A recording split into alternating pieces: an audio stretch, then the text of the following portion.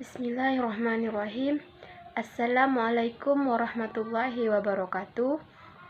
Innal hamdalillah nahmaduhu wa nasta'inu wa nastaghfiruh wa na'udzubillahi min syururi anfusina wa min sayyiati a'malina. Mahdihillahu fala mudhillalah wa may yudlil fala hadiyalah. Asyhadu an la ilaha illallah wa asyhadu anna Muhammadan abduhu wa rasuluh. La nabiyya ba'da amma ba'. Pertama-tama marilah kita panjatkan puja dan puji syukur kita kepada Allah Subhanahu wa Ta'ala yang dimana kita masih diberikan kesehatan dari jasmani maupun rohani. Tatkala tidak lupa kita haturkan kepada Nabi kita, Nabi besar kita, yaitu Nabi Muhammad Sallallahu Alaihi Wasallam. Baiklah, perkenalkan nama saya Sumiati, NIM 12016062. Kelas 3B Akuntansi Syariah. Baiklah, di sini saya akan memenuhi tugas UTS dengan mata kuliah Islamic Marketing Management yang diampu oleh dosen Pak Adi Mursalim, SE, MM. Di dalam UTS pertemuan ke-8 ini terbagi menjadi dua. Yang pertama itu bagian A, yang kedua itu bagian B. Yang bagian A di sini saya akan menjelaskan tentang aktivitas saya pada mata kuliah Islamic Marketing. Adapun mata kuliah Islamic Marketing dan Manajemen ini saya sudah menghadiri 7 kali pertemuan dalam Zoom. Tujuan saya memasuki Zoom yaitu untuk memenuhi mata kuliah Islamic Marketing Management dan ingin menambah wawasan serta memahami materi setiap pertemuan yang dibahas. Saya sudah membaca RPS Islamic Marketing yang sudah di-share ke grup WhatsApp oleh Bapak Adi. Di dalam RPS tersebut berisi tentang penjelasan materi yang akan dibahas selama 1 semester. Selain itu juga, setiap mahasiswa atau mahasiswi harus mampu memahami dan menjelaskan materi di setiap pertemuannya. Setiap pertemuan mata kuliah Islamic Marketing, saya sudah melakukan video record dengan materi yang pertama, yaitu konsep manajemen pemasaran Islam. Manajemen pemasaran adalah sebagai analisis perencanaan, penerapan, dan pengendalian program yang dirancang untuk menciptakan, membangunkan, dan mempertahankan pertukaran yang menguntungkan dengan pasar sasaran dengan maksud untuk mencapai tujuan organisasi. Adapun karakteristik pemasaran dalam Islam mencangkup taitis, yaitu robbaniyah, etis, ahlakiyah, realistis, dan humanistis, yaitu insaniyah. Marketing mix dalam Islam harus didasari pada prinsip-prinsip keadilan dan kejujuran. Produk haruslah halal dan baik dalam menentukan harga. Tidak boleh menggunakan cara-cara yang merugikan pembisnis lainnya.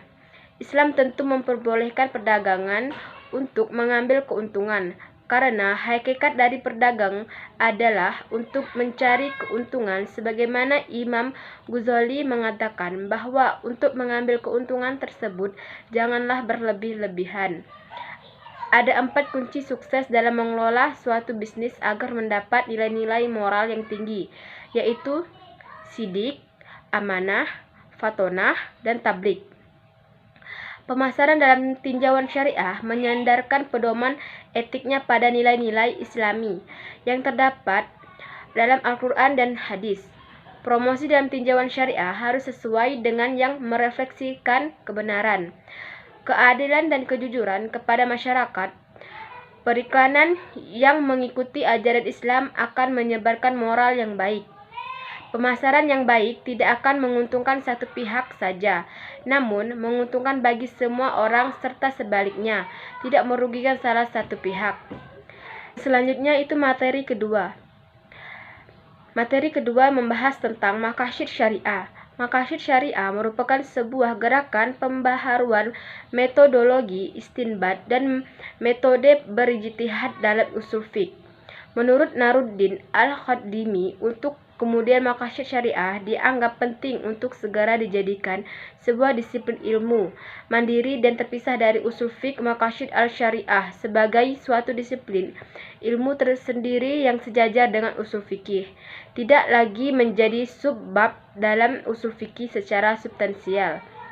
Konsep maqasid adalah kebutuhan yang urgen bagi kalangan ulama dalam istinbat hukum demi terpecahkannya persoalan kontemporer. Maqasid syariah pada tataran praksisnya bisa masuk dalam berbagai aspek kehidupan, baik aspek ibadah, muamalah, penetapan hukum, syiar syariah, ataupun hal yang lainnya.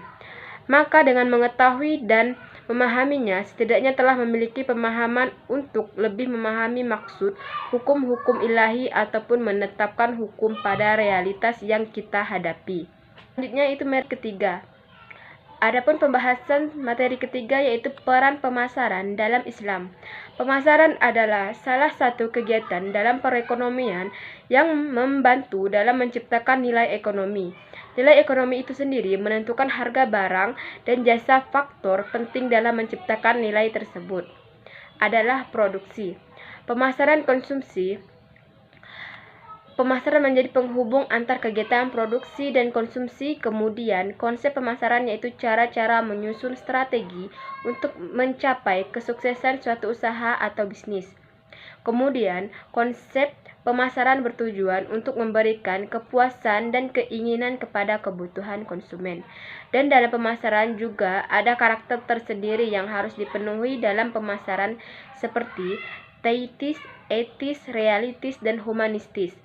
Selain itu, agar pemasaran dapat berjalan lancar dan mendapat keberhakan, harus bisa menjalankan etika dalam pemasaran itu tersendiri.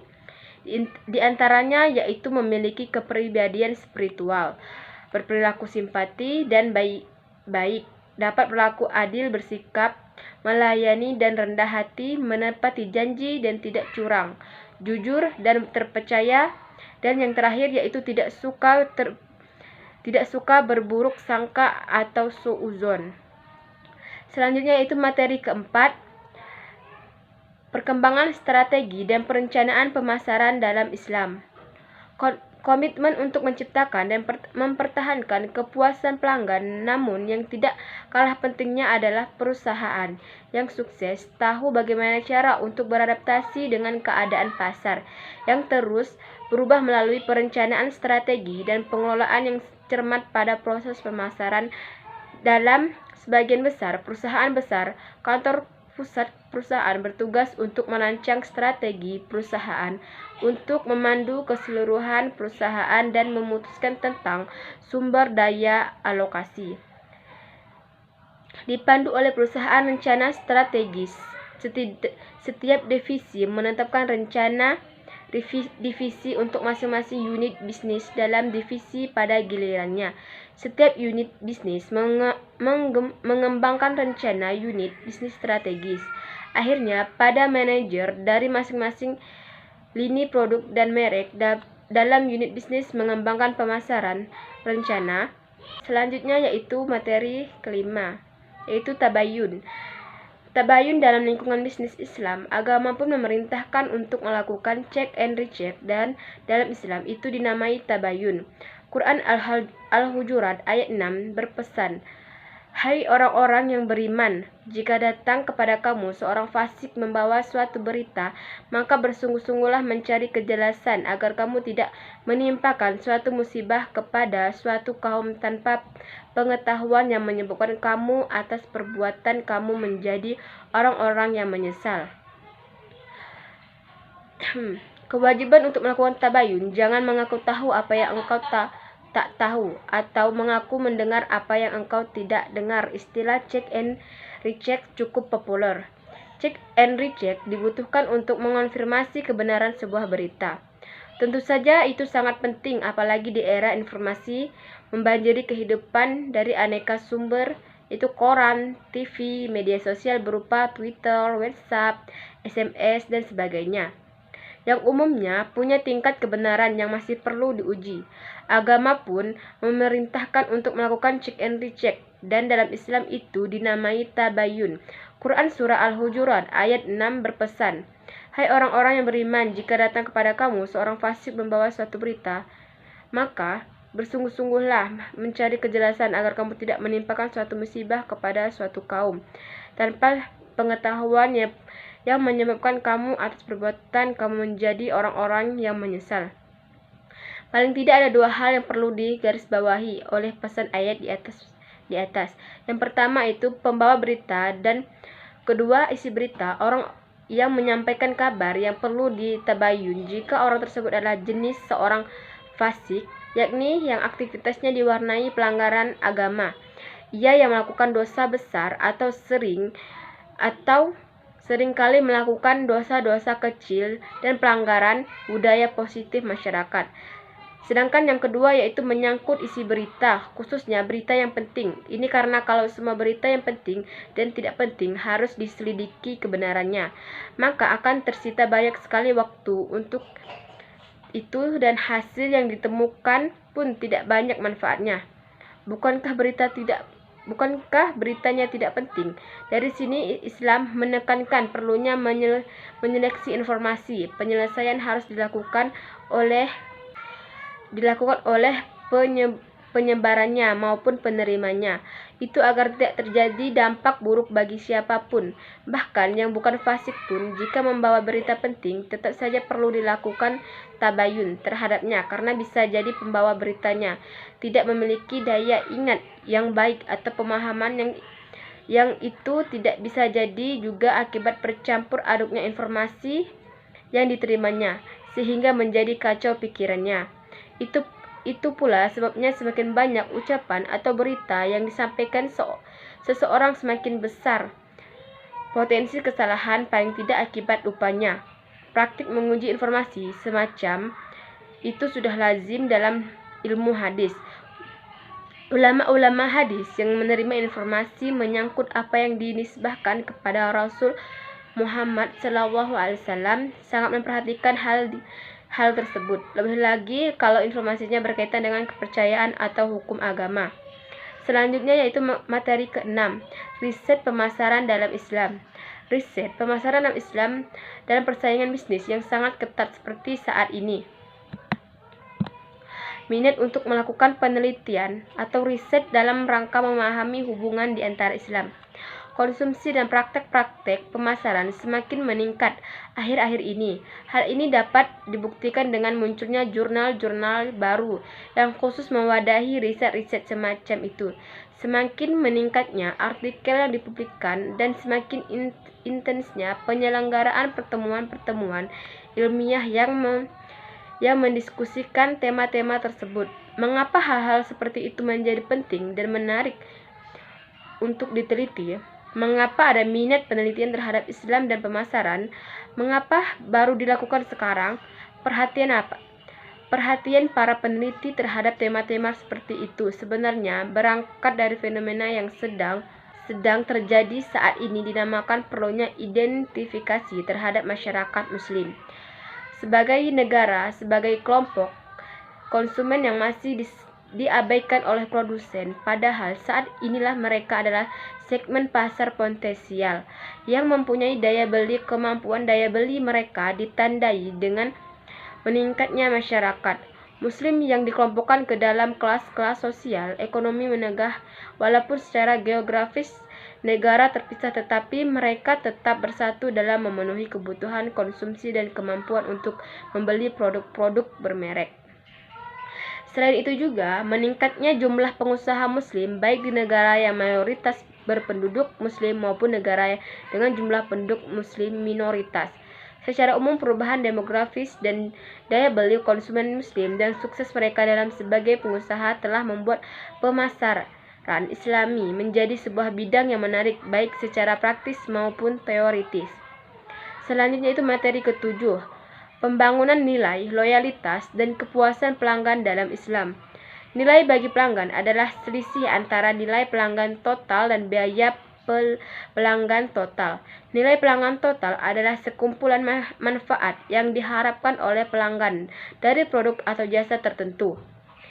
Biaya pelanggan total adalah sekumpulan biaya yang diharapkan oleh konsumen yang dikeluarkan untuk mengevaluasi, mendapatkan, menggunakan, dan membuang produk atau jasa. Pelanggan memilih tawaran pemasaran yang memberikan nilai penting banyak kepada mereka. Pelanggan memaksimalkan nilai dalam batas-batas biaya yang dicari serta pengetahuan, mobilitas, dan pendapat terbatas.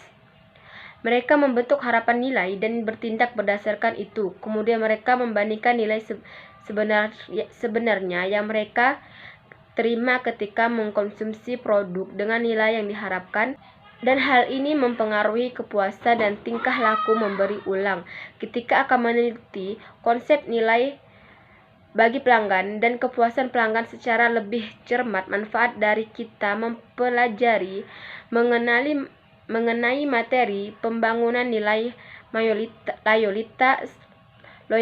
loyalitas dan kepuasan pelanggan dalam Islam. Kita jadi tahu apa itu loyalitas, bagaimana cara meningkatkan kepuasan pelanggan, strateginya, dan upaya untuk meningkatkan loyalitas pelanggan, yaitu dengan memberi kepuasan terhadap pelanggan, dengan memberikan apa yang dibutuhkan oleh pelanggan dengan pendekatan konsep Islam. Dan selama saya mengikuti mata kuliah Islamic Marketing, adapun soal-soal yang saya jawab adalah yang pertama, apa yang dimaksud dengan harga yang adil. Yang kedua, yaitu menjelaskan surah Al-Hujurat ayat 4. Yang ketiga itu bacakan surah An-Nisa ayat 94. Yang keempat, jelaskan manajemen pemasaran. Yang kelima, jelaskan metode melakukan primary research. Selanjutnya saya akan membahas tentang materi bagian B. Yang pertama itu saya akan membacakan surat Al-Jumu'ah ayat 10. Allah berfirman, A'udzu billahi minasyaitonir rajim. Bismillahirrahmanirrahim.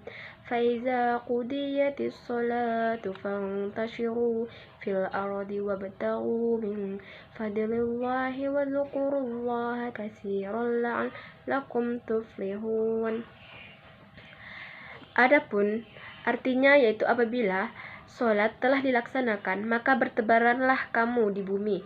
Carilah karunia Allah dan ingatlah Allah banyak-banyak agar kamu beruntung. Makna dari ayat tersebut yaitu mengingatkan kita betapa pentingnya sholat dalam kehidupan sehari-hari. Terlebih ada banyak pahala yang bisa didapatkan jika melakukannya. Dengan ikhlas, ayat ini juga mengingatkan umat manusia untuk menghindari kecurangan, penyelewengan, dan kelakuan tidak bermoral lainnya dalam mencari rezeki.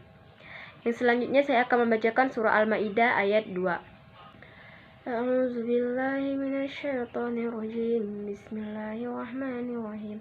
Ya ayyuhalladzina amanu la tuhillu sya'airallahi wala syahra harama walal hadiya walal qala'ida wala mina baytal haram yabtaguna fadlan min rabbihim wa ridwana wa iza halaltum fastadu wala yajrimannakum shana'anu qaumin an saddukum anil masjidil harami an ta'tadum wa ta'awanu 'alal birri wat taqwa wa la ta'awanu 'alal ismi wal udwan wattaqullaha innallaha syadidul 'iqab. Adapun arti dari ayat tersebut yaitu, wahai orang-orang yang beriman, janganlah kamu melanggar syiar-syiar kesucian Allah, dan jangan melanggar kehormatan bulan-bulan haram. Jangan mengganggu hadyu, yaitu hewan-hewan kurban, dan qalaid, hewan-hewan kurban yang diberi tanda.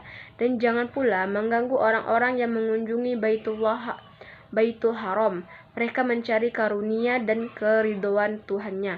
Tetapi apabila kamu telah menyelesaikan ihram, maka boleh kamu berburu. Jangan sampai kebencianmu kepada suatu kaum karena mereka menghalang-halangi dari Masjidil Haram, mendorongmu berbuat melampaui batas kepada mereka. Dan tolong menolonglah kamu dalam mengerjakan kebaikan dan takwa, dan jangan tolong-menolong dalam berbuat dosa dan permusuhan. Bertakwalah kepada Allah, sesungguhnya Allah sangat berat siksaan dalam Islam. Makna dari ayat Al-Maidah ayat 2 ini menjelaskan tentang sikap saling tolong-menolong di dalam surah Al-Maidah. Ayat 2 dijelaskan mereka perlu berperilaku tolong-menolong merupakan kunci membangun kesuksesan di dunia dan di akhirat.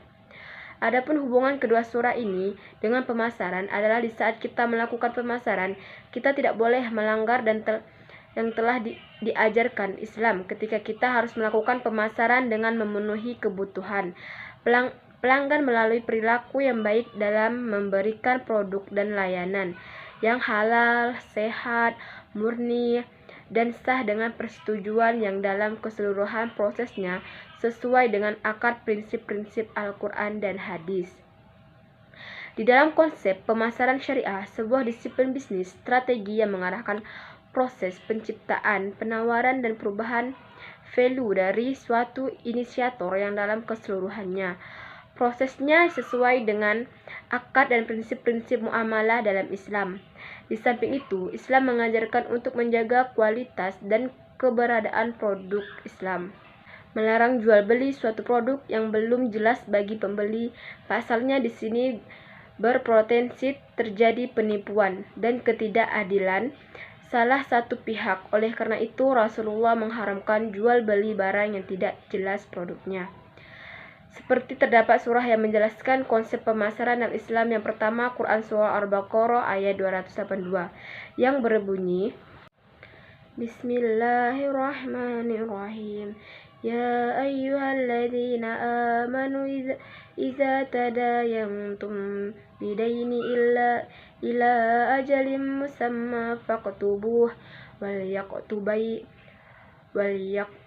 bainakum katibun bil adl wala ya'ba katibun ay yaktuba kama allamahu Allah falyaktub wal yumli lilladhi alayhi hilhaq wal yattaqillahu rabbahu wa la yabghas minhu syai'a fa in kana alladhi alayhi alhaqqu safihan aw dha'ifan aw la yastati'u ay yumillahu fa yumlil waliyuhu bil adl wastashhidu shahidaini min rijalikum fa in lam yakuna rajulaini farajulu war'ataini mimman taradawni minasy-syuhada'i an tadilla ihdahuma fatuzakkira ihdahuma ukhra wala yabasy-syuhada'u idza mad'u wala tash'amu an taktubuhu saghiran aw kabiran ila ajalih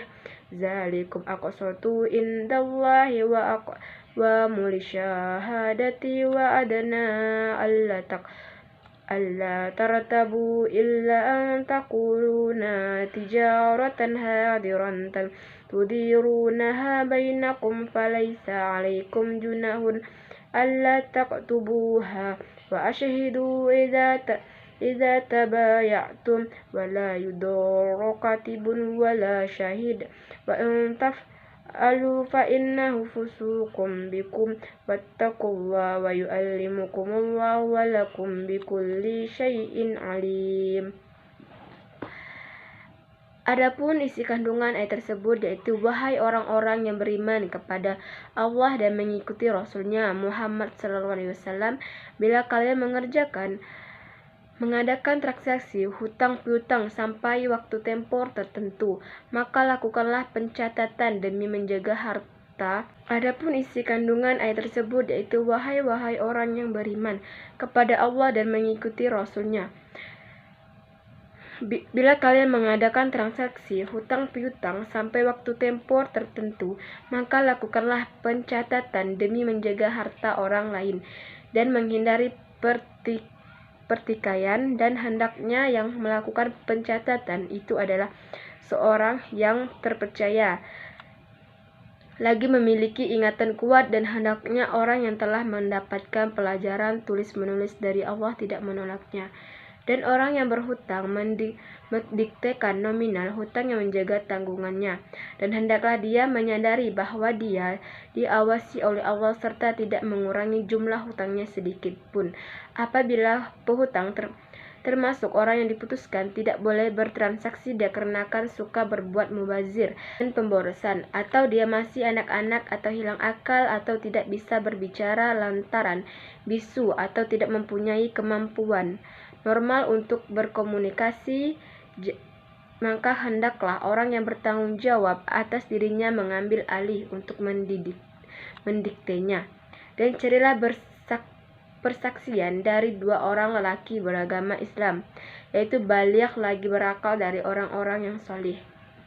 Apabila tidak ditemukan 2 orang lelaki, maka cari persaksian 1 orang lelaki ditambah dengan 2 perempuan yang kalian terima persaksian mereka. Tujuannya supaya bila salah seorang dari wanita itu lupa, yang lain dapat mengingatkannya, dan para saksi harus datang ketika diminta untuk bersaksi, dan mereka wajib melaksanakannya kapan saja dia diminta untuk itu. Dan janganlah kalian merasa jemu untuk mencatat hutang piutang walaupun berjumlah sedikit atau banyak hingga temponya yang telah ditentukan. Tindakan itu lebih sejalan dengan syariat Allah dan petunjuknya, dan menjadi faktor mendukung paling besar untuk menegakkan persaksian untuk menjalankannya secara paling efektif untuk menepis keraguan-keraguan terkait jenis hutang, kadar, dan temponya. Akan tetapi apabila transaksi berbentuk akad jual beli dengan menerima barang dan menyodorkan harga secara langsung, maka tidak dibutuhkan pencatatan, dan disunahkan mengadakan persaksian terhadap akad tersebut guna mengeliminasi adanya pertikaian dan pertentangan antara dua belah pihak. Kewajiban saksi dan pencatat untuk melaksanakan persaksian dan pencatatan sebagaimana yang diperintahkan oleh Allah, dan tidak boleh bagi pemilik hutang dan penghutang melancarkan hal-hal buruk terhadap para pencatat dan para saksi. Begitu juga tidak diperbolehkan bagi para pencatat dan para saksi berbuat keburukan kepada orang yang membutuhkan catatan dan persaksi mereka. Apabila kalian melakukan perkara yang kalian dilarang melakukannya, maka sesungguhnya tindakan itu merupakan bentuk penyimpangan dari ketaatan kepada Allah, dan efek buruknya akan menimpa kalian sendiri. Dan takutlah kepada Allah dalam seluruh perkara yang diperintahkannya kepada kalian dan perkara yang kalian dilarangnya untuk melakukan, dan Allah mengajarkan kepada kalian semua apa-apa yang menjadi urusan dunia dan akhirat. Dan Allah Maha mengetahui segala sesuatu, maka tidak ada satupun dari urusan-urusan kalian yang tersembunyi baginya, dan tidak akan memberikan balasan kepada Allah sesuai dengan perbuatan-perbuatan itu. Selanjutnya saya akan membacakan surah An-Nisa ayat 29. Bismillahirrahmanirrahim.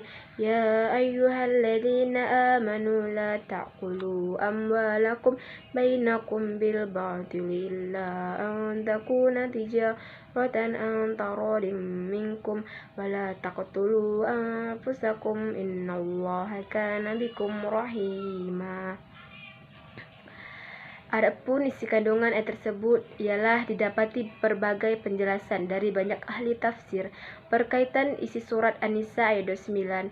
Misalnya, sebagaimana terlampir tafsir Al-Muyasyar, yaitu Kementerian Agama Saudi Arabia, wahai orang-orang yang beriman kepada Allah dan Rasulnya serta melaksanakan syariatnya, tidak halal bagi kalian untuk memakan harta sebagian kalian kepada sebagian yang lainnya tanpa didasari hak, kecuali telah sejalan dengan syariat dan penghasilan yang dihalalkan, yang bertolak dari adanya saling ridho dari kalian. Dan janganlah sebagian kalian membunuh sebagian yang lain, akibatnya kalian akan membinasakan diri kalian dengan melanggar larangan-larangan Allah dan maksiat-maksiat kepadanya. Sesungguhnya Allah Maha Penyayang kepada kalian, dan setiap perkara yang Allah memerintahkan kalian untuk mengerjakannya, dan perkara yang Allah melarang kalian melakukannya. Islam sebagai jiwa dalam bisnis dan pemasaran. Pemasaran merupakan kegiatan yang ada di setiap perusahaan, baik profit maupun non-profit perusahaan.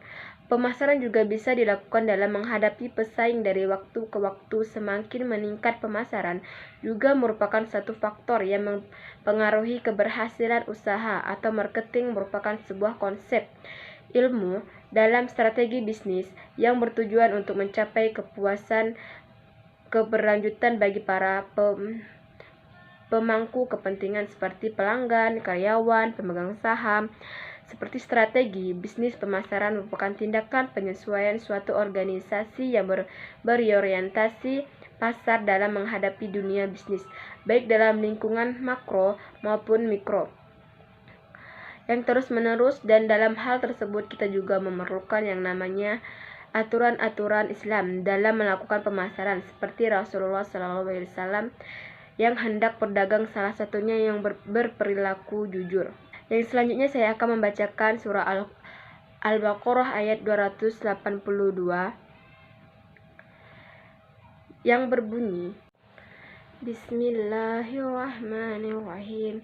Ya ayyuhalladzina amanu idza tadayantum bidaini ila ajalin musamma faktubu wal yaktub bainakum katibun bil adl wala ya'ba katibun ay yaktuba kama allamahullah falyaktub wal yumlil ladzi alaihi alhaqqu wa yattaqillah rabbahu wa la yabqas minhu syai'a fa in kana alladhi alaihi alhaqqu safihan aw da'ifan aw la yastati'u ayyumillahu wa falyumlil waliyuhu bil adl wastashhidu syahidaini min rijalikum fa illam yakuna rajulaini farujulahu wa mar'atini mimman taradawna minasyuhada an tadilla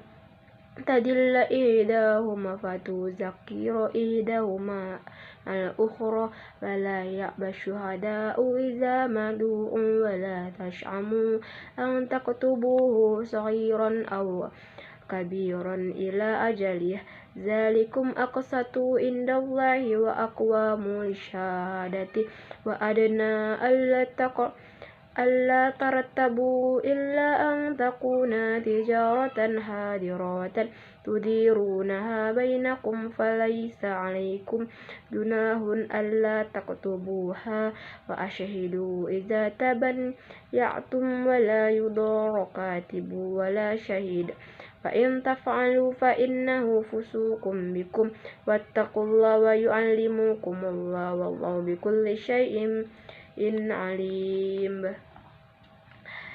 Adapun arti dari surah Al-Baqarah ayat 282 ini yaitu, wahai orang-orang yang beriman, apabila kamu melakukan utang piutang untuk waktu yang ditentukan, hendaklah kamu menuliskannya, dan hendaklah seorang penulis di antara kamu menulisnya dengan benar. Janganlah penulis menolak untuk menuliskannya, sebagaimana Allah telah mengajarkan kepadanya, maka hendaklah dia menulis, dan hendaklah orang yang berutang itu mendiktekan, dan hendaklah dia bertakwa kepada Allah, dan janganlah dia mengurangi sedikit pun daripadanya. Jika yang berutang itu orang-orang yang berkurang akalnya, atau lemah keadaannya, atau tidak mampu mendiktekan sendiri, maka hendaklah walinya mendiktekannya dengan benar, dan bersaksikanlah dengan 2 orang saksi laki-laki di antara kamu.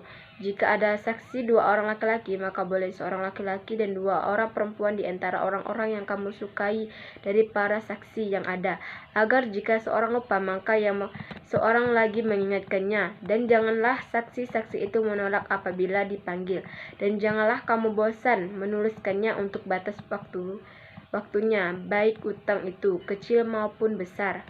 Yang demikian itu lebih adil di sisi Allah, lebih dapat menguatkan kesaksian dan lebih mendekatkan kamu kepada ketidakraguan, kecuali jika hal itu merupakan perdagangan tunai yang kamu jalankan di antara kamu, maka tidak ada dosa bagi kamu jika kamu tidak menuliskannya.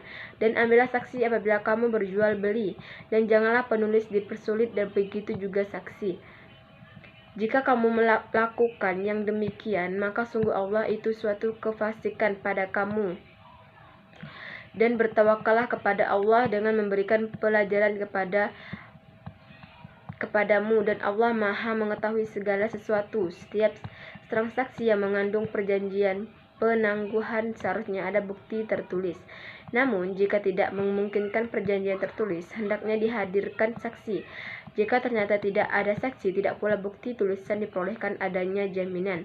Prinsip percaya menjaga kepercayaan semua pihak untuk menghilangkan keraguan, maka hendaklah diadakan perjanjian secara tertulis atau jaminan. Tapi jika semua saling mempercayai atau dalam transaksi tunai yang tidak akan menimbulkan masalah di kemudian hari, tidak mengapa tanpa tulisan atau jaminan, asalkan tetap menjaga amanah. Selanjutnya saya akan membacakan surah Al-Hujurat ayat 12.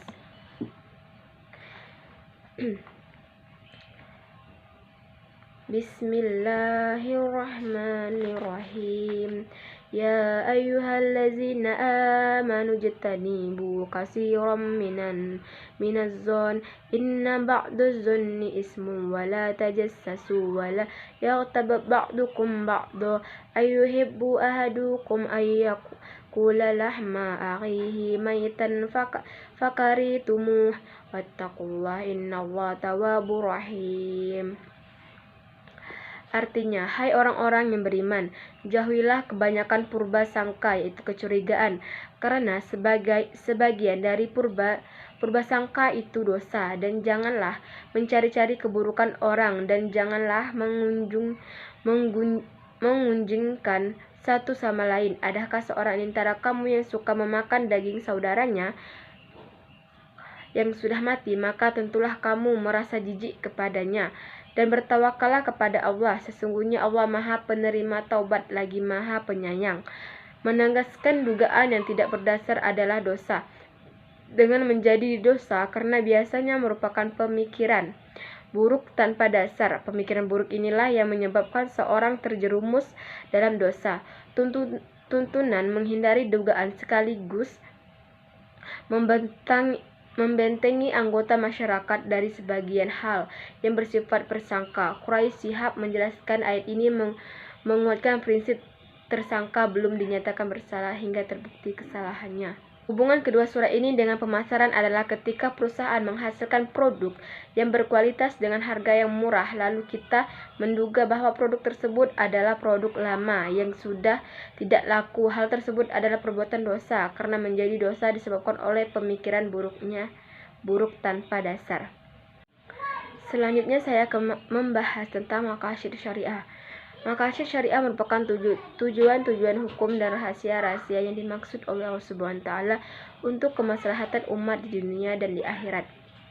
Maqasid syariah menduduki posisi yang sangat penting dalam merumuskan ekonomi syariah, menciptakan produk-produk perbankan dan keuangan syariah. Pengetahuan maqasid syariah menjadi syarat utama dalam berijtihad untuk menjawab berbagai problematika kehidupan ekonomi dan keuangan yang terus berkembang.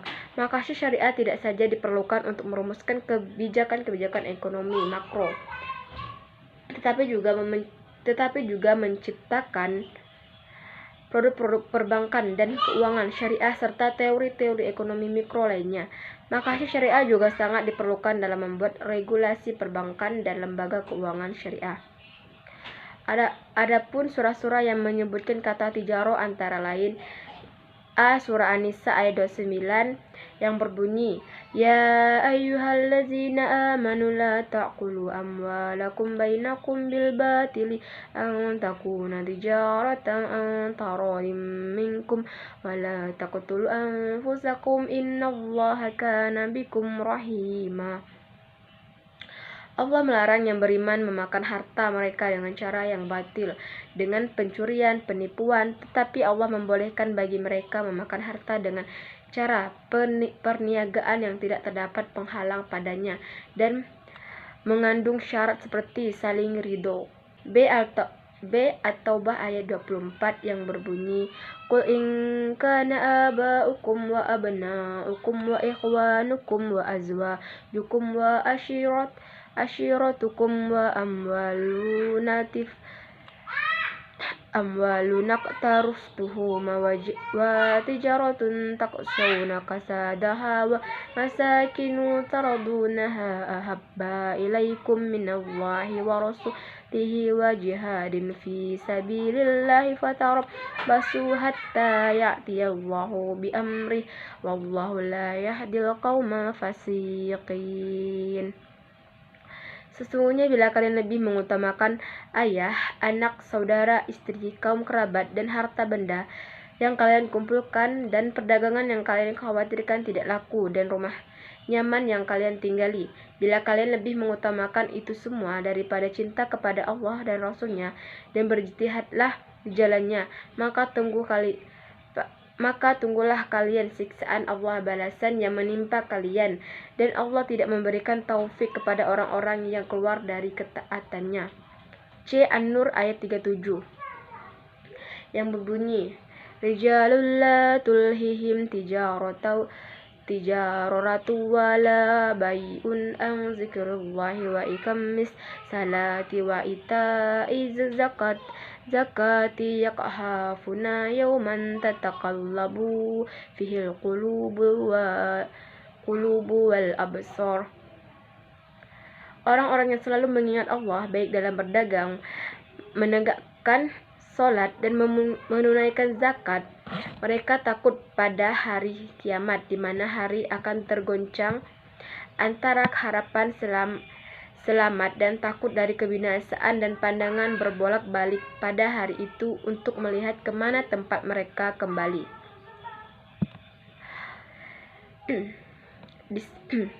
Di sini saya akan menjelaskan tentang riba. Riba adalah tambahan atau ziyadah tanpa imbalan yang terjadi karena penangguhan dalam pembayaran yang diperjanjikan sebelumnya. Ikhtiar adalah praktik rekayasa penawaran, atau istilah sederhananya adalah praktik menimbun barang. Selanjutnya yaitu apa sih yang dimaksud dengan ba'i najasi? Ba'i najasi adalah biar seorang produsen, yaitu pembeli, menciptakan permintaan palsu seolah-olah ada banyak permintaan terhadap suatu produk sehingga harga jual produk itu naik.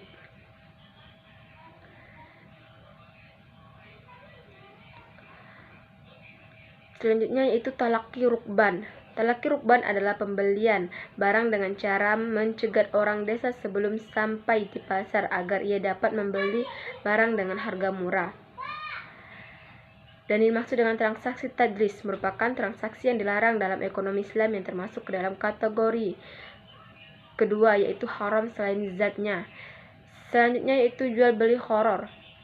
Jual beli gharar adalah jual beli yang belum ada wujudnya, barang yang tidak mampu diserah terimakan, dan barang yang memiliki ketidakjelasan dalam jenis maupun sifatnya. Adapun contoh transaksi tadlis yang sangat mungkin terjadi di masyarakat, akan tetapi masuk dalam kategori harga, kualitas, kuantitas, dan waktu penyerahannya.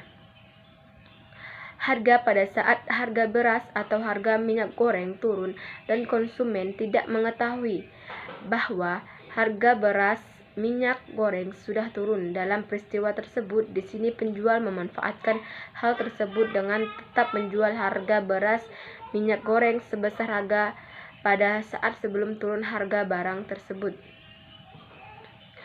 Contoh selanjutnya yaitu contoh surat lamaran kerja versi perusahaan kualitas.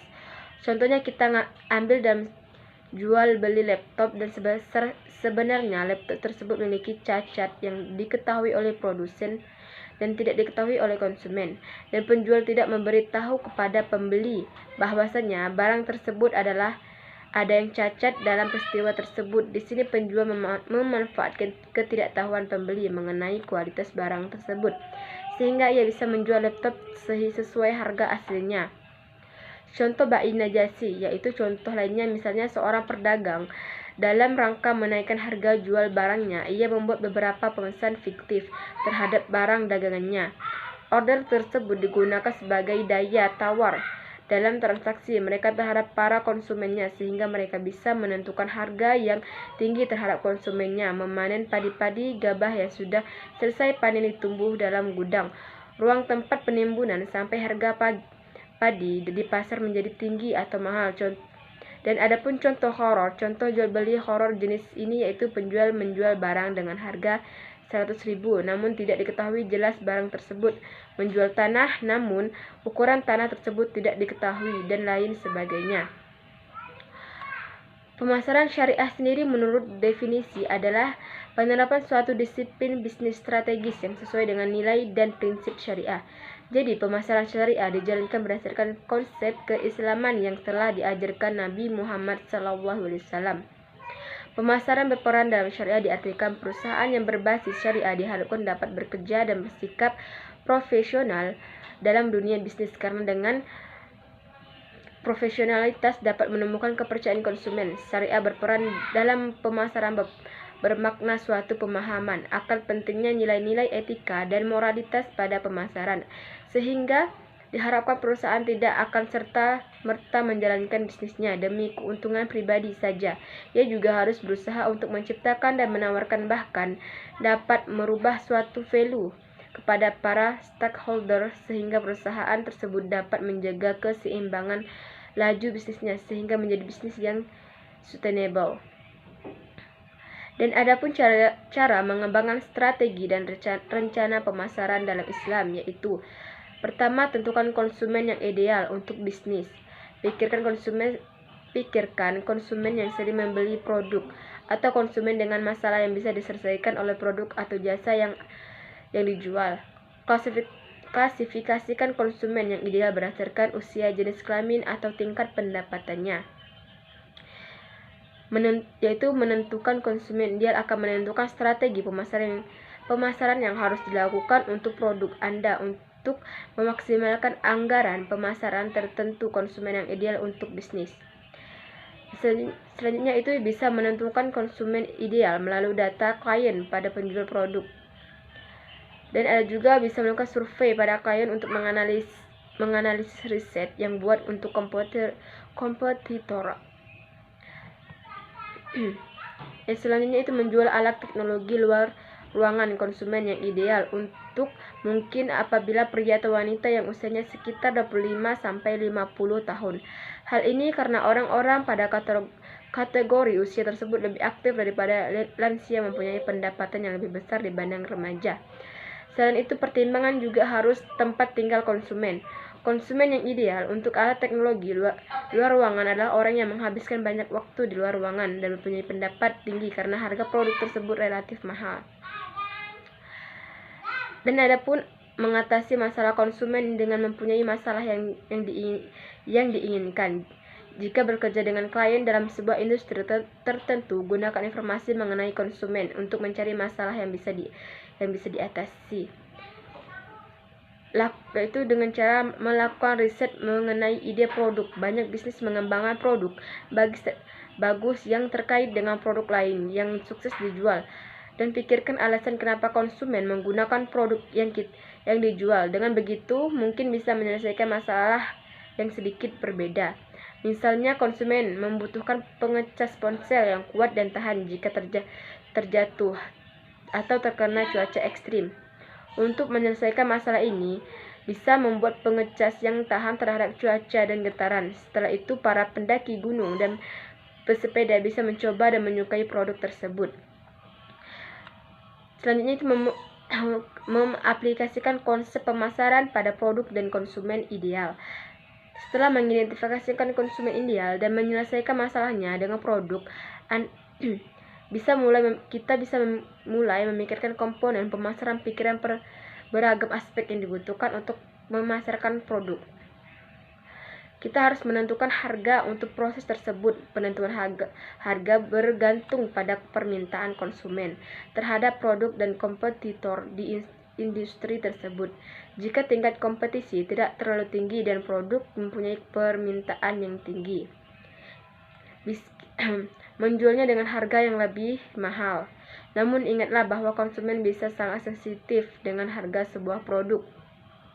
Dan pikirkan konsep kemasan untuk produknya dan bagaimana kemasan tersebut akan cocok dengan citra merek perusahaan. Misalnya, bisa membuat kemasan menggunakan warna-warna dan logo perusahaan yang digunakan untuk produk-produk. Penggunaan citra merek yang konsisten ini akan membantu klien mengingat merek perusahaan. Dan pertimbangkan cara konsumen menghubungi perusahaan, memesan produk yang dijual, dan menerima produk pesanan.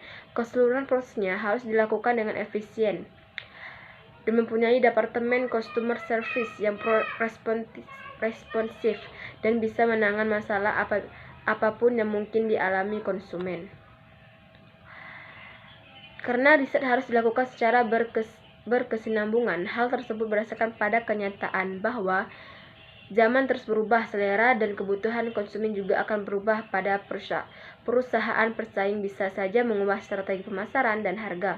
Jadi sesuatu yang dianggap menarik setahun yang lalu sebelum tentu menarik untuk tahun ini. Melakukan riset atau disebut tabayun dengan maksud untuk mendalami suatu keadaan, masalah, atau berita terdapat dalam Al-Quran. Hal tersebut dilakukan untuk melihat kebenaran dan keadaan sesungguhnya sehingga akan menimbulkan kerugian atau kegagalan di kemudian hari akibat keputusan yang tidak adil. Di dalam surah An-Nisa ayat 96 yang berbunyi, Bismillahirrahmanirrahim. Ya ayyuhallazina amanu idza darabtum fi sabilillahi fatabayyanu wa la taqulu liman alqa ilaikumus salama lasta mu'mina tabtaquna aradal hayatid dunya fa indallahi makanimu qasira kadzalika kuntum min qabla fa manallahu alaikum fatabayyanu innallaha kana bima ta'maluna khabira. Adapun artinya, hai orang-orang yang beriman, apabila kamu berperang di jalan Allah, maka teliti dan janganlah kamu mengatakan kepada orang yang mengucapkan salam kepadamu, kamu bukan seorang mukmin, lalu kenapa kamu membunuhnya dengan maksud mencari harta benda kehidupan di dunia, karena di sisi Allah ada harta yang banyak. Begitu jugalah keadaan kamu dahulu. Lalu Allah menganugerahi nikmatnya atas kamu, maka telitilah, sesungguhnya Allah Maha mengetahui apa yang kamu kerjakan. Surah An-Nisa ayat 94. Adapun isi kandungan ayat tersebut yaitu orang-orang yang beriman kepada Allah dan mengikuti Rasulnya, apabila kalian pergi ke medan jihad fisabilillah, maka telitilah perihal orang yang kalian perangi, dan janganlah kalian mengatakan kepada orang yang memperlihatkan kepada kalian sesuatu yang menunjukkan keislamannya, kalian bukan orang yang mukmin. Kalian menunjukkan keislaman kalian hanya untuk melindungi darah dan harta kalian. Kemudian kalian membunuhnya dengan harapan kalian akan mendapatkan kesenangan duniawi yang sangat sedikit seperti harta rampasan perang dari orang tersebut. Padahal di sisi Allah ada banyak sekali keuntungan yang lebih baik dan lebih besar dari rampasan perang. Dan sebelum ini kalian pun pernah berbuat seperti yang menyembunyikan keimanannya dari kaumnya. Kemudian Allah menganugerahi kalian agama Islam yang telah melindungi darah kalian. Orang karena itu teliti, sesungguhnya tidak ada perbuatan kalian yang tersembunyi bagi Allah, sekecil apapun, dan Dia akan memberikan kalian balasan yang setimpal.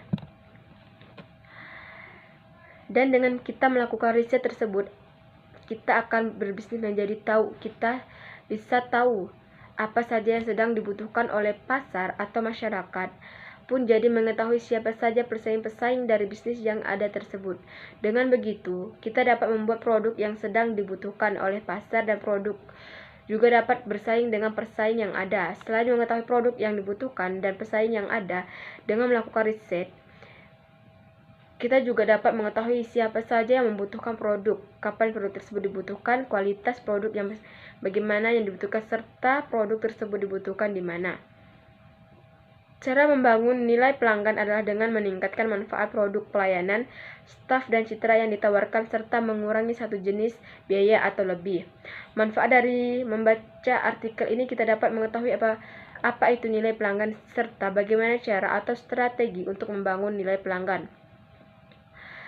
Dengan memahami kebutuhan pelanggan dengan cara promosi dan kegiatan komunikasi pemasaran dan melakukan perencanaan dengan pengendalian kualitas yang efektif dengan cara mengurangi biaya.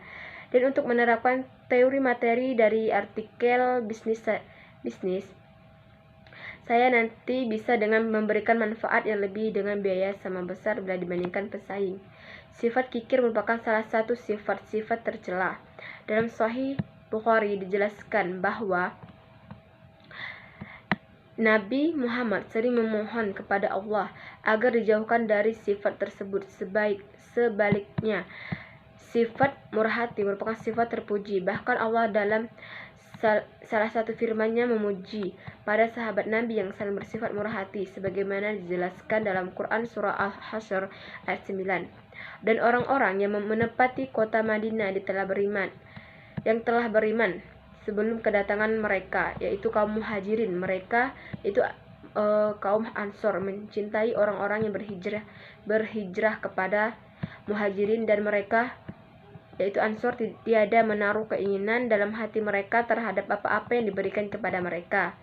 Dan mereka mengutamakan orang-orang yang muhajirin atas diri mereka sendiri, sekalipun mereka dalam kesusahan.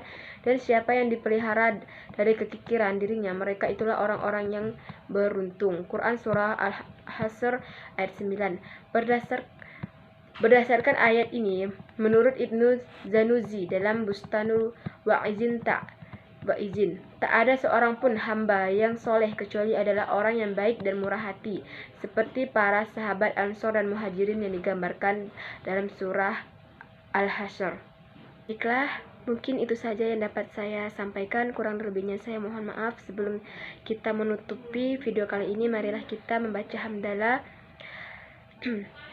Alhamdulillahirabbil alamin. Akhirul kalam. Subhanakallah wa bihamdika asyhadu an la ilaha illa anta astaghfiruka wa atubu ilaik. Wassalamualaikum warahmatullahi wabarakatuh.